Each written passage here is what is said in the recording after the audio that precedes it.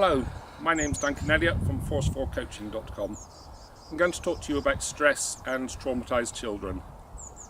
Now, human beings are designed to be resilient. That means that they bounce back. So, a bit like a spring, we can bounce around. So, in our normal state, we're relaxed, and that's fine. And occasionally we undergo periods of stress, and we get stretched out. But when that's finished, we can bounce back again. We can go back to our normal relaxed state. We all know the sort of things that cause stress in our lives. Major ones like the death of a parent, or when we first ask someone out, or if we crash our dad's car and have to go back and tell him. Yeah, those can be very big stresses in our lives. But when they're over, we can bounce back. We can go back to a relaxed state again. The problem is that our resilience can be broken.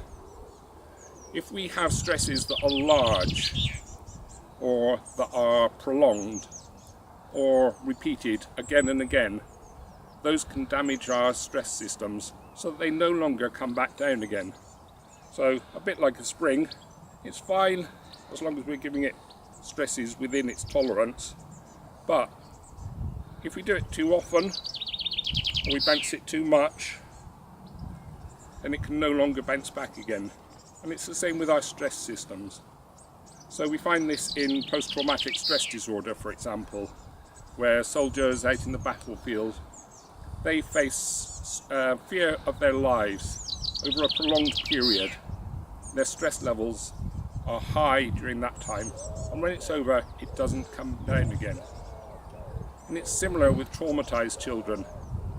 So very young babies, for example, if they're suffering from neglect and they're not being fed regularly, to them, they're in fear for their lives because they don't know where their next meal is coming from. And that produces huge levels of stress, which are prolonged. If there's violence in the birth family, for example, so mum and dad are fighting. Mum and dad to a baby are huge. To have these huge creatures shouting at each other, screaming, fighting, and sometimes even injuring the child. Again, the child is at fear for its life for a long period. So that's very high stresses over a very long period. And that damages their stress system so that it no longer bounces back. So for the rest of their lives, they can be flooded with stress chemicals, which is why they find it difficult to sit down, why they find it difficult to concentrate in classrooms, why they can never settle to anything. That has a profound impact on them, and it can have a profound impact on those that are caring for them.